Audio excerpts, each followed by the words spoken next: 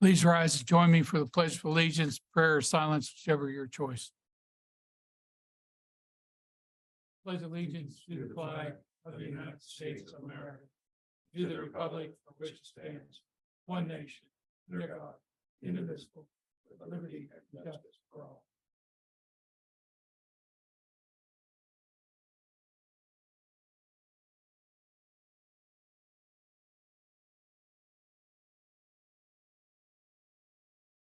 Thank you.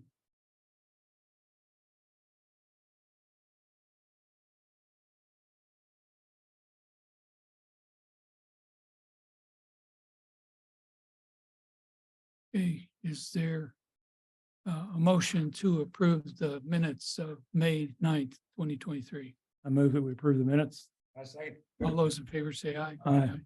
Is there a motion to approve appropriation ordinance number 19? Ordinance number 19. Second. All those in favor say aye. Aye. Aye. Declare the public input session open for any items not on the agenda. Seeing none, we're not going to have anything online because we're having technical difficulty, but we are recording. So be careful what you say. It may show up later. Is there anything from the bench? Okay, I have two things. The first one is I was in Hayesville early yesterday evening. Hayesville became the newest Purple Heart city in Kansas. And it was good to be there. Senator Marshall and Senator Moran both had their representatives there. Commissioner David Dennis from Sedgwick County was there, myself. And we had representatives from Representative Ron Estes there too.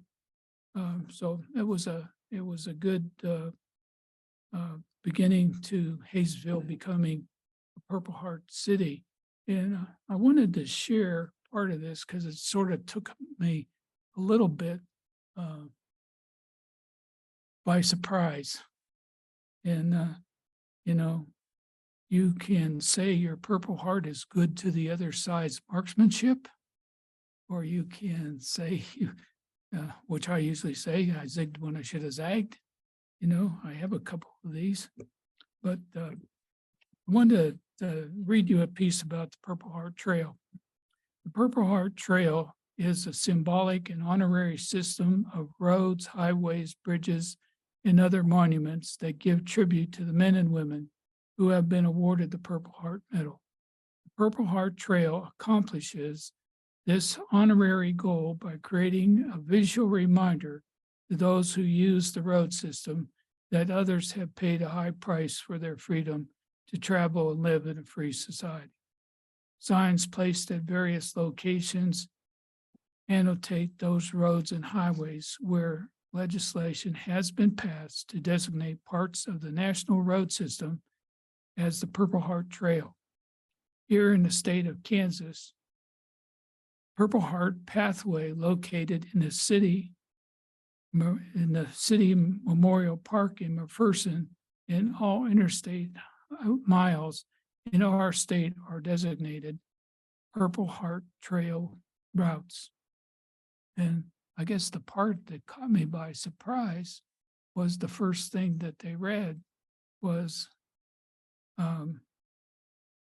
the City Memorial Park in McPherson.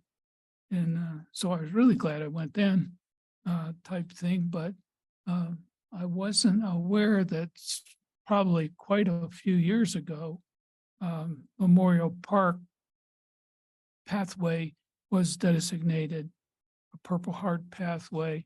And I would like to find out what we have to do to become a Purple Heart city, since we already have a Purple Heart Pathway there in Memorial Park by the courthouse, which probably the county did.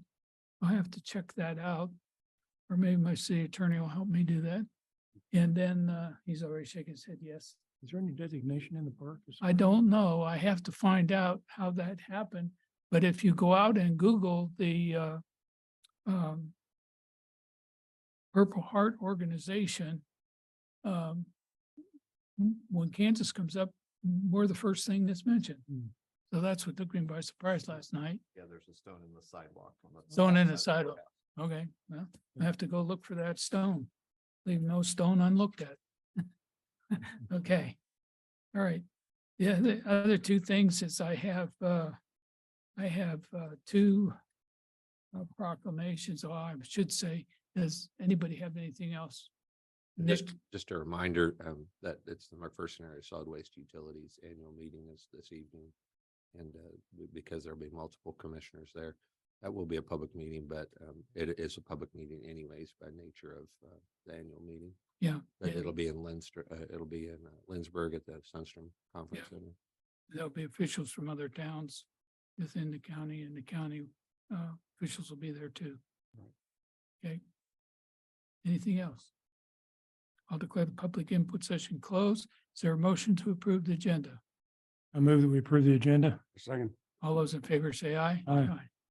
And back by popular acclamation, Fred Bonnebless, Habitat for Humanity.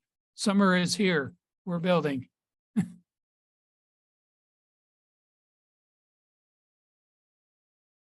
Commissioners, thank you. It's my regular annual visit to see you. I'm Fred Bonnebless, and I'm a volunteer with McPherson Area Habitat for Humanity, and we're preparing to build our next home. Just a reminder, McPherson Habitat for Humanity is a nonprofit affiliate of Habitat for Humanity International. We here are an all-volunteer affiliate, and our mission is to provide simple, decent, and affordable housing for lower income families in McPherson County. Home ownership. We receive no federal money. All of our funds to build these homes are donations from individuals, churches, and businesses here in McPherson. When completed, when the house is completed, we finance the home to the homeowner at a zero interest loan for the cost of the materials to build the house. They make a monthly payment to us, which is their principal, their taxes, and insurance. They become a homeowner. And those monthly payments they make to us also are our cash flow to help me come back and see you every year to build another home. A family has been selected for this home, and the lot is ready, and the construction will be at 515 North Maple. You've probably seen our sign up there. We took down a house, uninhabitable house there last year, and have the lot ready. This will be our 40th family that we've provided a home ownership option to a family that would have never been able to own their own home. So each year we come to you and ask if you'd help us to keep the costs down for this low income family by waiving the building permit fees for this construction project. And so that's the purpose of my visit. And also I'll answer any questions that you might have. Any questions for Fred? No, I just thank you, Fred. You guys have done an amazing job, and I really respect every one of you that worked on this project. So I just appreciate it so much, and I, for one, am more than willing to waive those fees. Yeah, I'd like to move to approve the waiving of permit fee for the Habitat Humanity House being built at 515 North Maple here in McPherson. I'll second that motion. All those in favor say aye. Aye. Aye. Keep Thank you very coming, much. keep Thank coming you. back, Fred. You can even come back semi-annual. Yeah. Okay. We have two proclamations this morning. The first one is Emergency Medical Service Week. And I will read, whereas emergency medical services is a vital public service, and whereas the members of emergency medical services teams are ready to provide life-saving care to those in need 24 hours a day, 7 days a week. And whereas access to quality emergency care dramatically improves the survival and recovery rate of those who experience sudden illness or injury.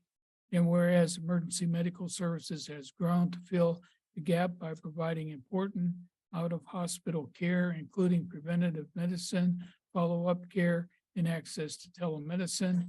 And whereas emergency medical services system consists of first responders, emergency medical technicians, paramedics, emergency medical dispatchers, firefighters, police officers, educators, administrators, pre-hospital nurses, emergency physicians, trained members of the public, and other out-of-hospital medical care providers. And whereas the members of the emergency medical services teams, whether career or voluntary, engage in thousands of hours of specialized training and continuing education to enhance their life-giving skills. And whereas it is appropriate to recognize the value and the accomplishments of emergency medical service providers by designating Emergency Medical Services Week. Now therefore, I, Thomas A. Brown, Mayor of the City of McPherson, Kansas, in recognition of this event, do hereby proclaim the week of May 21 through 27, 2023 as Emergency Medical Services Week. Is there a motion to accept this proclamation? I move to approve the proclamation designated the week of May 21 through 27, 2023 as Emergency Medical Services Week. I'll second that motion. All those in favor say aye. Aye. I'll call on Will. You want to come up, I'll give you the proclamation. And maybe if he's gonna take a picture of it, come over, you can get it, get the rest of the crew, about 2 commissioners. You can help out.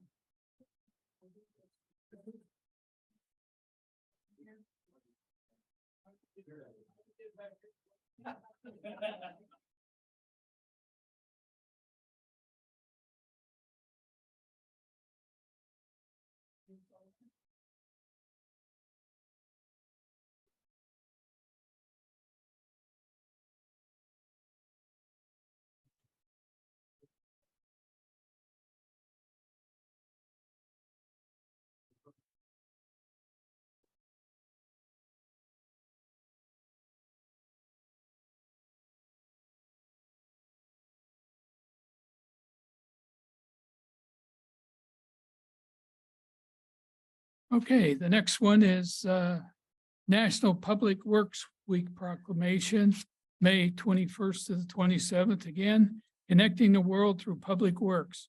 Whereas public works professionals focus on infrastructure, facilities, and services that are the vital importance of sustainable and resilient communities and the public health, high quality of life, and well-being of the people of McPherson, Kansas. Whereas these infrastructure, facilities, and services cannot be provided without the dedicated effort of public works professionals who are engineers, managers, and employees at all levels of government and the private sector who are responsible for rebuilding, improving, and protecting our nation's transportation, water supply, water treatment, and solid waste systems, public buildings, and other structures and facilities essential for our citizens.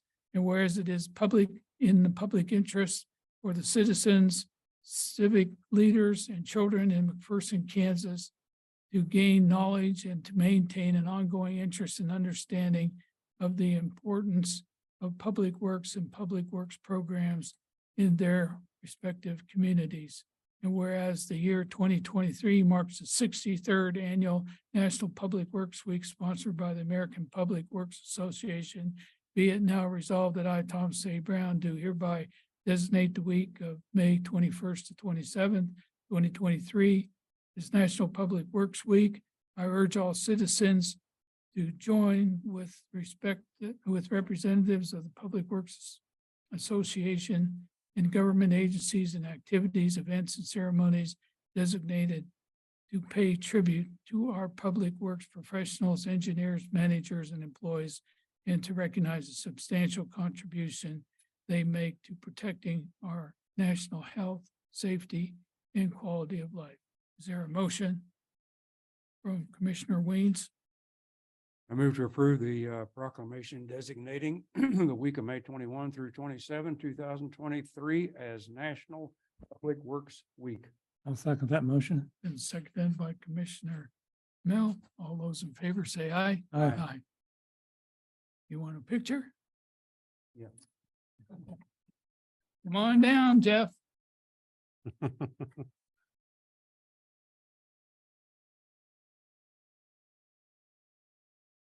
should have invited your staff in.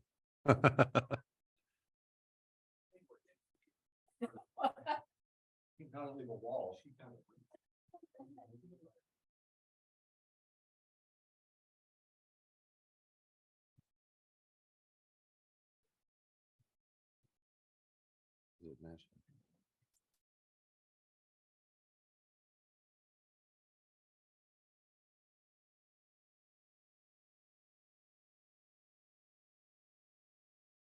Okay, there is not another proclamation, but we'll have Daniela practice her Vanna White walk back and forth.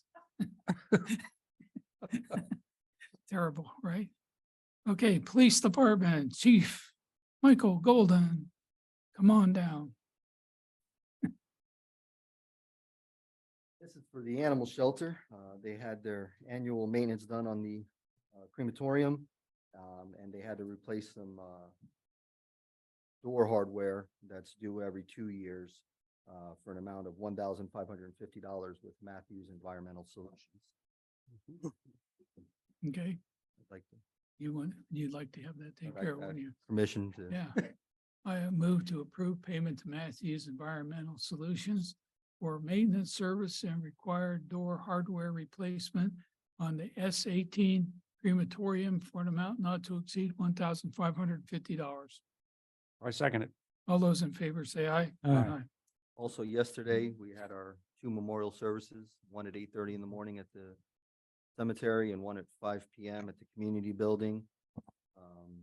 I know a lot of people have busy schedules, but I would personally like to say thank you to Senator Rick Wilborn, Mayor Tom Brown, Danielle Ambrita for taking time out of their day to show up. It means a lot to the officers.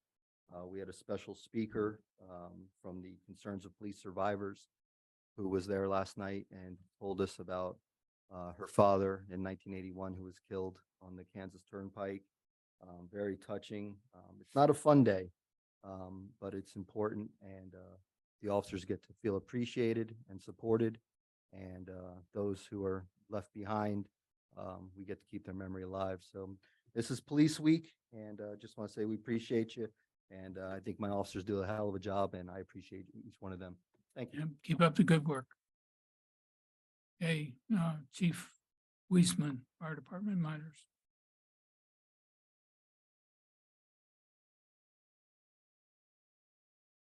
Morning, everyone. Morning. Several items for you this morning. Fire department requires members to keep their status updates on personnel, callback personnel, out of service hydrants, out of service equipment, confined space, rescue standbys, and street closures. First Arriving LLC is our digital dashboard that we've used for several years. Provides that service and streamlines the placing of equipment out of service. We're requesting a motion to approve the renewal of First Arriving LLC for digital dashboard services for an amount not to exceed $2,054.85.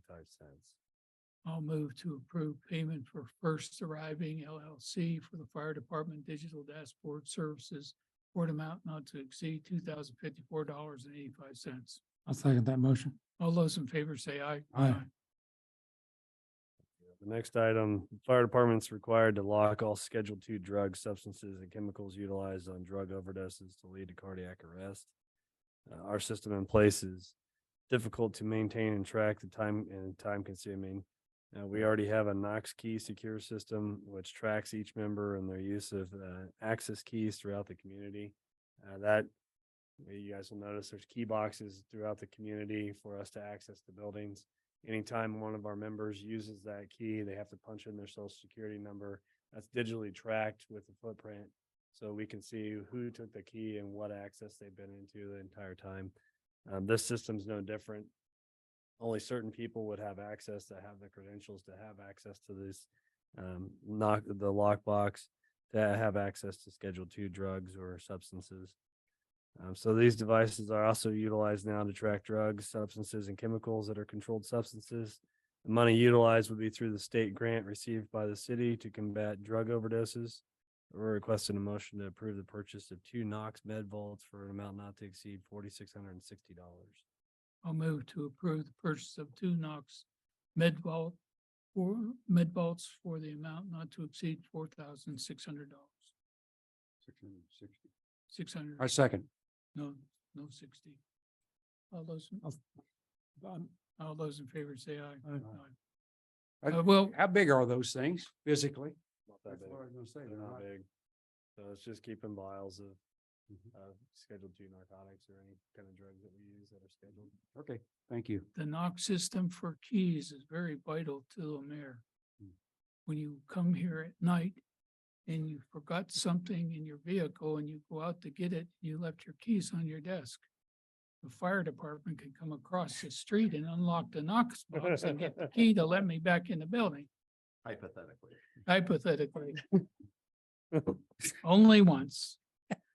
So I learned. Okay, During the train derailment, 8 sets of personal protective equipment were damaged. The damaged equipment was invoiced to Union Pacific, but they haven't yet paid. We contacted Conrad Fire Equipment and had our personnel fitted for replacement PPE. This is the first invoice we've received for that portion of the damaged gear. We're requesting a motion to approve payment to Conrad Fire for gear replacement due to the train derailment for an amount not to exceed $1,807.82. I'll move to approve payment to Conrad Fire Equipment, Inc. for gear replacement damaged during the train derailment incident for an amount not to exceed $1,807.82. I second it. All those in favor say aye. Aye. Thank you. The next item, the fire department station generator's been replaced and is functional for emergency operations. We're requesting approval to sell the 1967 Onan generator on Purple Wave auction. I'll move to approve selling a 1967 fire station generator on Purple Wave auction. I'll second that. All those in favor say aye. Aye. Next item, the fire department mobile data terminal computers are in need of replacement. Lee Burgess requested quotes from several vendors. Only one had replied. So we're requesting a motion to approve that purchase of a GTAC computer from Sector for an amount not to exceed $3,042.47. I'll move to approve the purchase of GetAct computer from Sector for an amount not to exceed $3,042.47. I second it. All those in favor say aye. Aye. The next 2 items are summer new hires. Caitlin Beckman submitted an application for the fire department summer internship position. This position will start June 12th and run through August 6th, 2023. Ms. Beckman will be shadowing crews and completing daily tasks with firefighters commonly achieved day to day. She will attend some calls, however, will not participate in the mitigation of those incidents. And we're requesting a motion to approve hiring Caitlin Beckman for a fire department summer internship position. I'll move to approve hiring Caitlin Beckman for the position of fire department summer intern effective June 12th, 2023. I'll second that motion. All those in favor say aye. Aye. Aye. Next one, Weston Harris submitted an application for the fire department internship position. This position will start June 12th again and run through August 6th as well of 2023. Mr. Harris will be shadowing crews and completing daily tasks, same, and achieve commonly day to day, and will attend some calls, however, will not participate in those calls. Now we're requesting a motion to approve hiring Western Harris for the amount or for summer internship position, June 12th, 2023. I'll move to approve hiring Weston Harris for the position of fire department summer intern effective June 12th, 2023. I second it. All those in favor say aye. Aye. Thank you. Okay, Wayne Burns, Public Lands Facilities.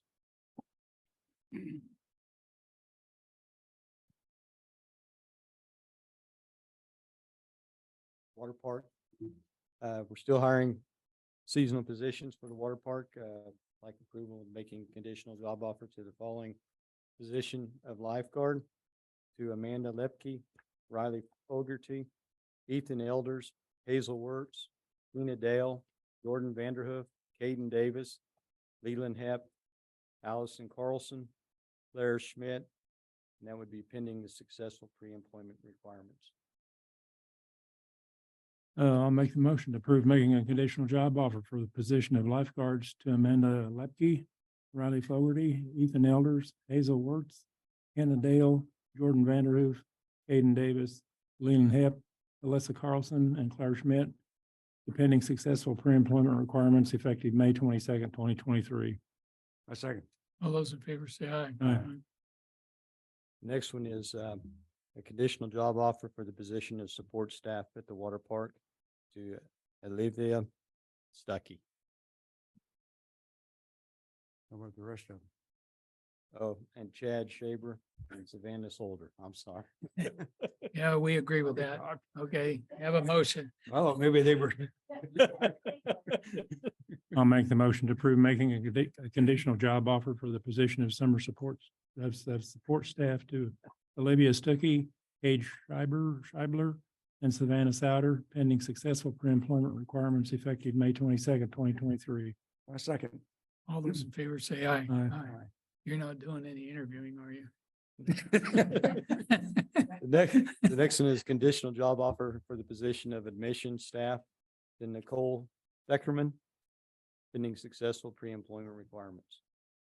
I'll make the motion to approve making a conditional job offer for the position of admission staff to Nicole Terrickman, pending successful pre-employment requirements effective May 22nd, 2023.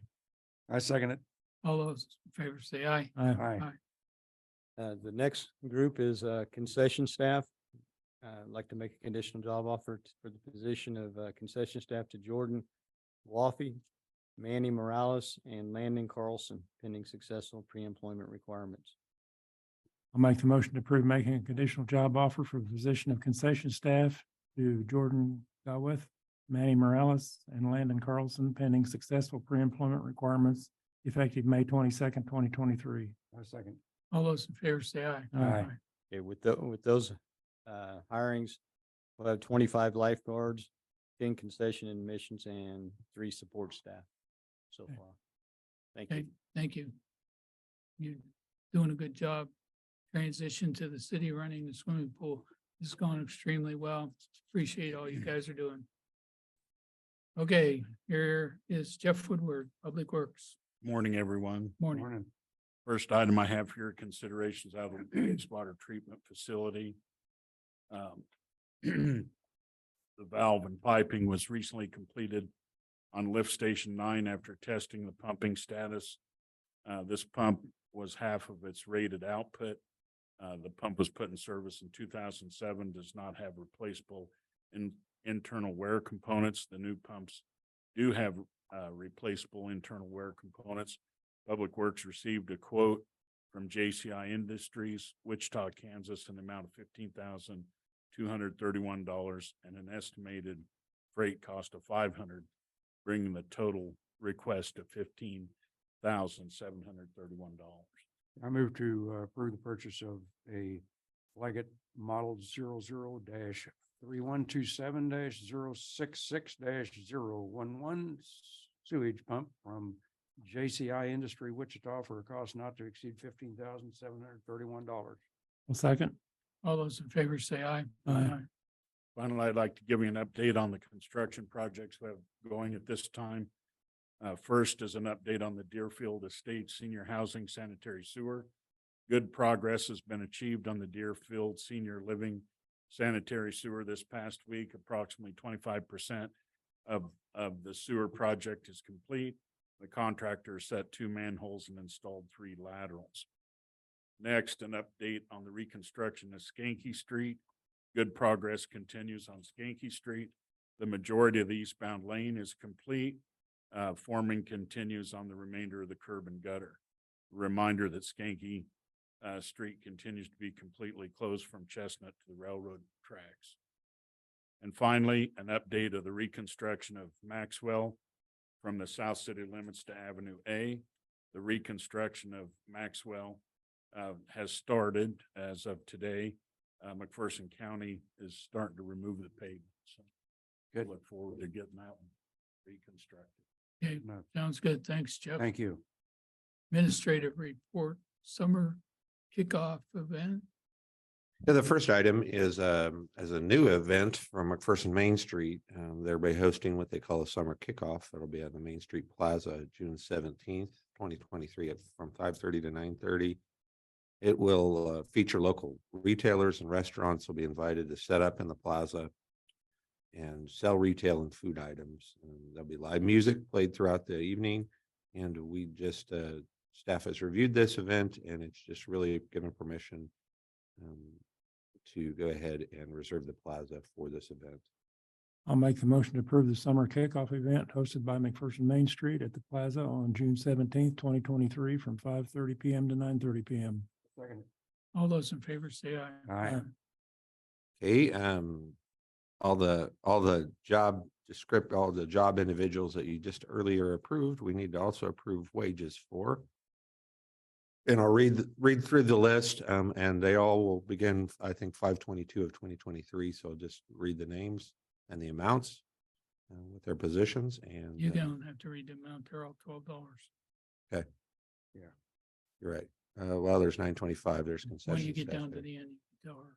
Okay, so for lifeguards, all $12, effective on 5/22/2023. And we have Kenna Dale, Riley Fogarty, Amanda Lepke, Ethan Elders, Hazel Wirtz, Caden Davis, Burden Vanderhoof, Leland Hept, Alyssa Carlson, Claire Schmidt.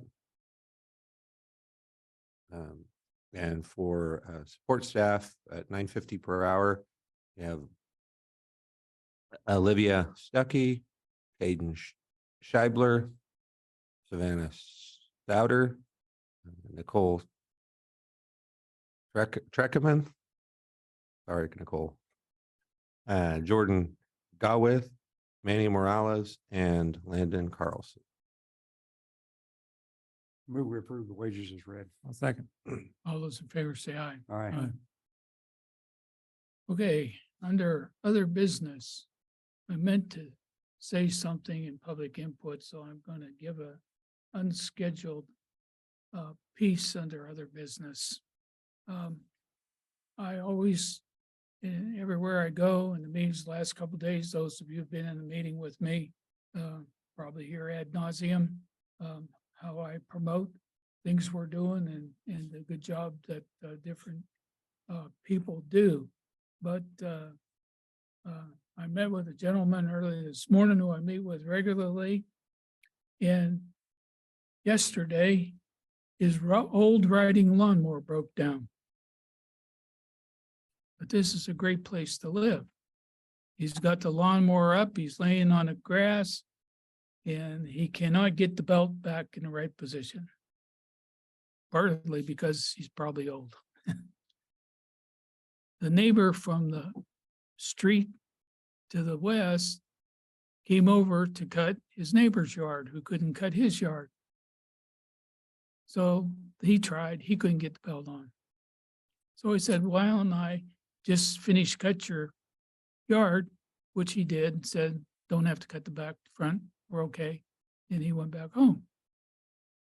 So he was still looking at his lawnmower and everything. Another guy comes down the street, stops, says, you have a problem with your lawnmower? Yep. Got the belt on, started up, kicked right off again. Put it on again, kicked right off. Says, go ahead, do whatever you need to do. I'm okay. Guy leaves. He can't leave well enough alone. So he gets down under there again. Another guy comes. Same thing. Got it going. Comes right back off again. UPS driver coming down the street, sees him laying on the ground with his riding lawnmower tilted up, stops, gets out of his truck, says, you need some help? Says, oh no, you need to make your deliveries. Don't help me. Says, no, I'll help you.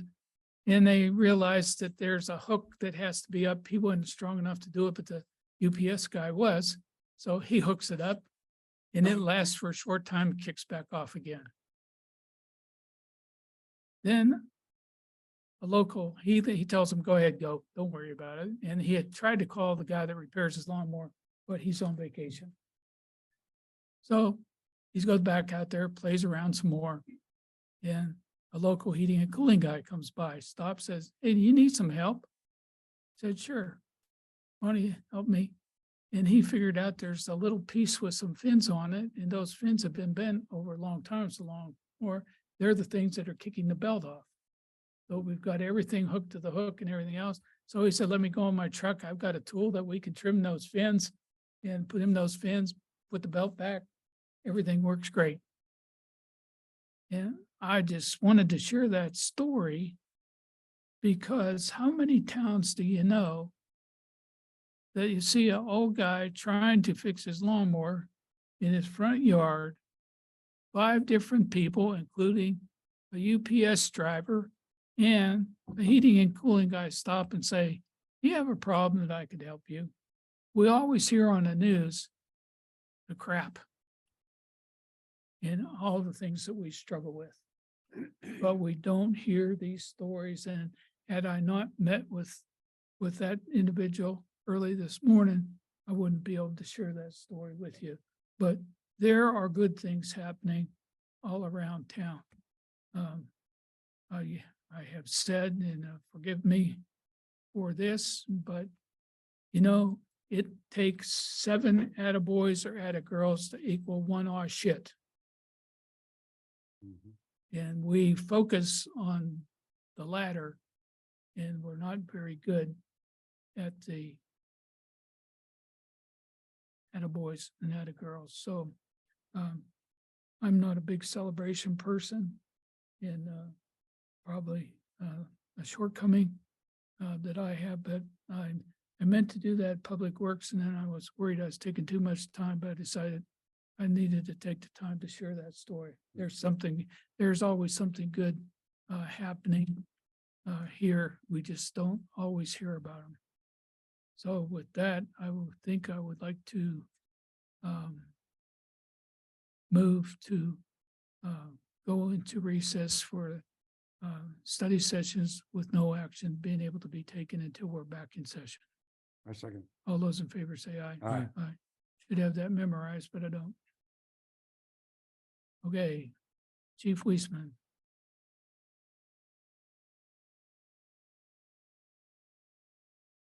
Well, items for study session for you. Again, on March 12th, 2023, the fire department responded to a hazmat incident in the 2000 block of South Main. A large flammable liquid spill was present and personnel needed supplies from the local vendors. So we called up, we had support from Central College, Heartbeat Coffee, and Central Dining Services stepped up to help us on that incident big time. They gave us a bill that we submitted to Union Pacific, and we need to go ahead and pay that bill. It's $2,505.50 for both Heartbeat and Central Dining. That fed everyone on the incident throughout the duration of the incident. So awesome. Kudos to them for standing that up and getting that going. But we would like to move forward with paying that one, as well as Edwards and Cromwell Manufacturing. We have to replenish some of our supplies that were utilized on that. The foam footballs that we use to that seal up gashes and holes in those tanks. And that comes up to $2,192 that we need to purchase or we have purchased and replenished those supplies. We need to pay those invoices. That total comes to $4697.50. And again, all that stuff has been submitted to Union Pacific. Okay, you bring it next week. Then the next item I'd like to talk to you guys about, paid call has no rank other than firefighter. We used to have the paid call lieutenants, and that was done away with many years ago, and kind of let it go dormant. During most of our exit interviews, this has been brought up about not having rank and file on paid call, and it causes issues when they're doing truck assignments, as well as giving orders on incidents. It's not something that's conducive, and it doesn't really fit in with the way that we operate. So we've heeded everything that we've heard from the exit interviews of paid call members. We'd like to alleviate that. Current members as well, speaking with them, say that's an issue. And we would like to alleviate that by reinstituting the paid call lieutenants. There would be eventually 3 of them, and they would run full staff for paid call is 15, so you have 3 crews of 5. And each one of those lieutenants would sit over the top of those gentlemen that they or ladies that they have on the apparatus with them. They would be the ones that would make contact with the incident commander and be getting the assignments and leading those crews throughout the duration of the incidents. Right now, we pay paid call firefighters $25 per incident. We do have a job description that's attached to this. We just updated it. So my thanks to Britta and HR for helping go through that and updating that quickly. But we would like to move forward with the paid call lieutenant position and pay them $28 a run, which isn't much for what they're going to have to do for paperwork wise and organization. But we think it's going to alleviate a lot of the issues that we've seen, as well as giving rank and file to that paid call. Are you bring it next week? Do you have any issues with that, Jeff? Hey, Chief, yeah, let me ask you a question. Why was you say you're restoring that? Why was it taken away earlier? My predecessor took that down. He didn't believe that it was appropriate to have that without the officer training. There is a volunteer officer training that was not available at that time. And we've actually put several members through that. One of them actually just went full-time for us. So we're going to have to train additional personnel to fill that last position if we go that way. But we have multiple guys that have the volunteer officer training and are compliant with NFPA and all the regulations. So we have the credentials to do it. At that time, he didn't. So he took it down. Okay, thank Is you. that part of the requirement now? Will It's- that be part of the requirement? Yes. Okay. Thank you. So you bring it next week? Thank you. Okay. Public lands?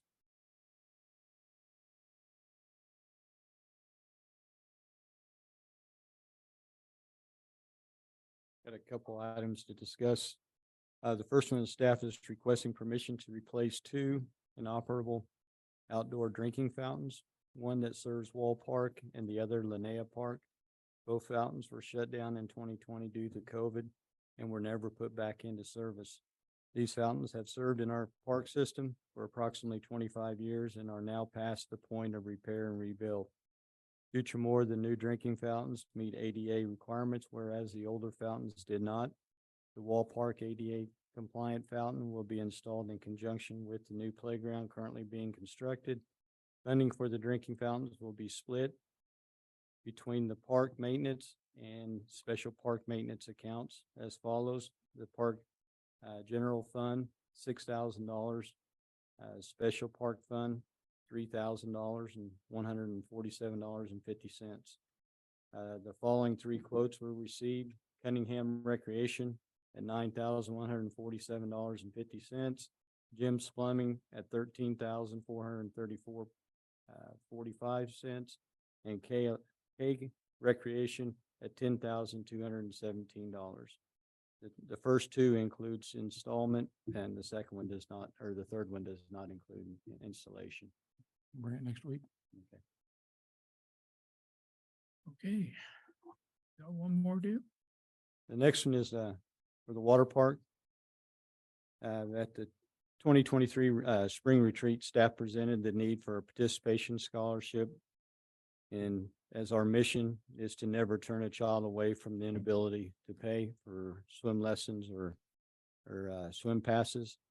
After conversation with the city attorney, he really thinks it is a bad idea to try and get the amount of information that was previously required and sort through it, interpret it, apply it, and safeguard it, etc.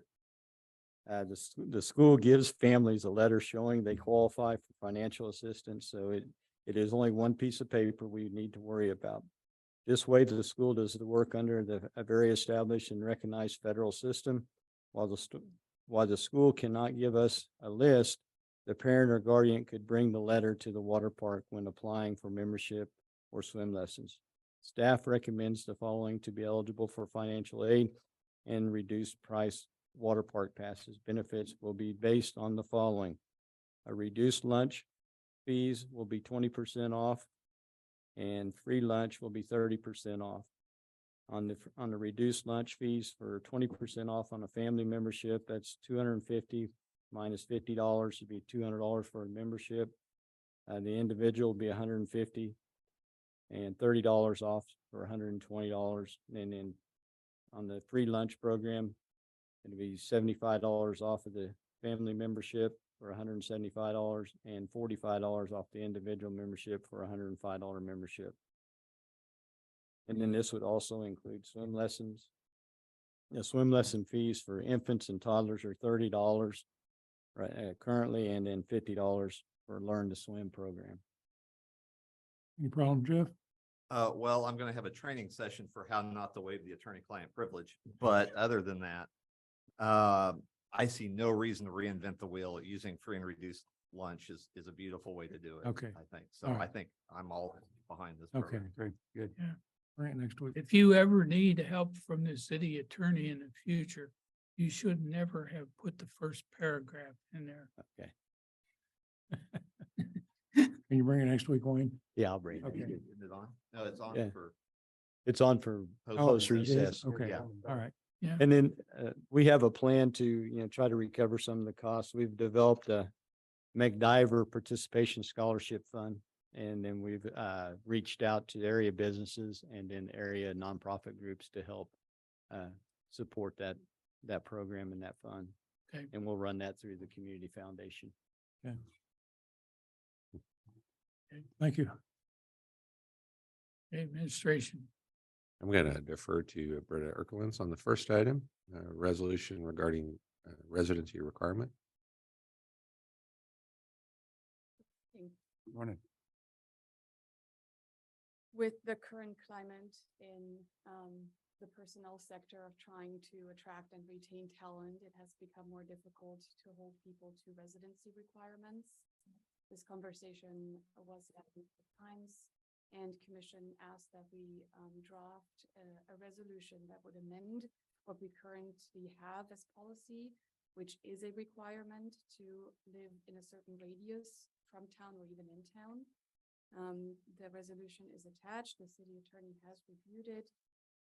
If you want to consider it, or if you would like any changes, we can still make changes and maybe bring it another time, whatever you would like to see. The current resolution as it stands would keep a residency requirement for certain positions, and those would be elected officials as outlined in section 1. Appointed officials, there is an exception in the city code that gives some leeway on making specific people of a very specific qualification exempt from that. That again would need that special permission. And then all time or safety sensitive positions as deemed applicable by department heads, with an override possibility by the commissioner this department head reports to, if there is a conflict with an employee not agreeing with the requirement. I've spoken with the department heads. Nobody saw an issue with this. I think everyone will apply this very responsibly and very deliberately. We have an opportunity here to make some positions easier to hire for and retain and more flexible, but there's a need to maintain residency requirement for certain positions, and that will forever probably be something we need to maintain, and all the department heads are very aware of that, and everyone seemed to agree with this from staff level. Any questions from the commission? No, I think Okay, it's good. you bring it next week for approval? Thank you. Thank you. Okay, Okay. moderate income housing, ARPA second round. Britt Paul, owner of Twinland 2 LLC, owner of the unplatted portions of Deerfield, has Deerfield subdivision, has submitted an application for MIH that will fit the MIH ARPA category established by Kansas Housing Resource Corporation as part of their grant program. The project consists of 61 single-family middle-income homes The developer understands that the project would need to have grant funds spent by December 31st of 2026 and would plan to use the MIH ARPA funds, both perform some early housing development costs as it relates to individual lots and also offset some of the public infrastructure costs. Developer would also apply for RHID and for the Kansas Housing Income Tax Credit Program available through KHRC as well. And the reason for the RHID is it will make the project cash flow and it'll make a significant, he'll also be making a significant personal capital investment on his part. After reviewing their proposal and talking with the developer, it's staff's view that the project is achievable and would serve as a competitive proposal in the upcoming MIH ARPA funding round. Deerfield South Homes project is the only RFP received for the on the May 12th, 2023 deadline. With a short window, commission should consider proceeding with the grant application to support this project. We could certainly do it at the upcoming meeting. But if there's consensus that we move forward with this as our grant application, we'll start those processes. At some point, we would bring to you a resolution of support as well, because those are all required as part of this anyways. That could serve as your formal approval. We can look next week at formal approval, like we would other study sessions, and this will give you time to read the handout that you have. But we've had a number of meetings. As Nick said, this is the only submission that we had by May 12th. They've done a lot of work. They have also run a cost study of what categories we would be in mortgages. And under the current analysis, we have most of people would be able to fall under an attainable housing category on these 61 houses. Now, there still can be some out of that category. Is it 30%? It'd be outside of that, 70 have to be inside.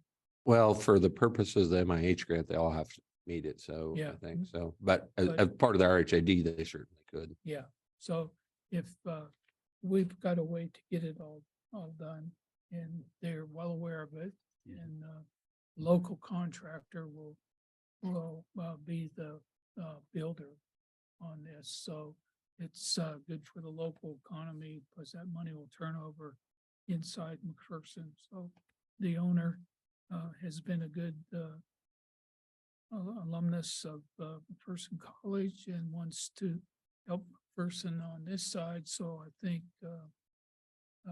they work diligently to be done by May 12th, so that when we sent the application in to say we will submit full application the end of the month, that this was the only one that we had received, and it had been given all the due diligence. So please read the packet. If you have any questions, when we bring it up next week, we can answer them then. And I will say, at some point, if we move forward, we'll start the processes for RHID as well. So there'll be some approvals as it relates to that as well. And I will say this is probably the most aggressive single family build out that we've had in the years that I've been here. And so I'm hoping it will be a great benefit to McPherson that our real estate market is definitely been short lately. So hopefully this is a major piece that will help us take that next step. Yeah. That's great news. You want to say anything on the current MIH? Yeah, I will. It's been tremendously successful after kind of struggling for about 2 years on that original MIH, where we had a reduced amount of about 20,000. We had one submittal over almost a 2-year period. And in the time frame that we received an increased amount and also put some additional ARPA monies towards there. We now have, I believe, 4 contracts signed, 6 applications submitted, and 2 potential additional applications to be submitted. So we're moving very, very quickly on this first phase of MIH. And I think it will fare well on an opportunity to hopefully receive additional funds for MIH, showing that we've got great movement here in McPherson. The housing market is, the housing, new construction market, I think, is finally starting to turn around here in McPherson. And the hope is that we can continue to ride that wave. Yeah, and I hope this will stimulate other developers that we're been talking to. We may not submit another MIH for this round, so that we have one that we feel is our best shot to get something. We don't put in our own competitive deal. So as you read that, be aware this may be the only MIH submission that we make on this round, so that we don't have two local things competing. We will have an application compete against us in the county in Lynchburg, but hopefully we will build a case for economic development and why we need it. And we're getting support letters from different industry as to why they need the housing in order to fill their job needs there. And yesterday had Department of Commerce in, both the economic development person, housing person, and childcare person, more to tell our story and to ask them if there's anything that hadn't turned over yet. Do you have something? And I'll be sending an email out on childcare of if you want to drink from the childcare fire hydrant, you'll get that. And then we just have to stay in touch and promise that there's a meeting in Commerce today that we would be mentioned in that meeting to the secretary, who has been amenable to us in the past. But we also need him to be amenable on the work we're doing with Kansas Gas Service too. So it was a good hour and 15 minutes spent of trying to put down a positive image of McPherson. And I don't think from everything they already knew got any new real programs, but it's still too complicated. Friday afternoon chastised the legislators that were here for the parade that they need to do something. Their requirements are too complicated to be able to move forward in some of these things. And they had a bill that got canned. And the people at Commerce felt it was a bad plan. So we continue with bad regulation. But they put up with me. Yeah. So anyways, if there's nothing else, we're back in session. And we have one post recess action item, water park reduced price swim passes. Well, Commissioner Mel, do you want to make that Yeah. motion? I'll make the motion to accept the McPherson Water Park financial aid and reduced price water park pass. Benefits will be based on the following: reduced lunch 20% off and free lunch 30% off. I second it. All those in favor say aye. Aye. Is there any other business to come before the commission? Seeing none, I'll move for adjournment. All those in favor say aye. Aye. Thank you.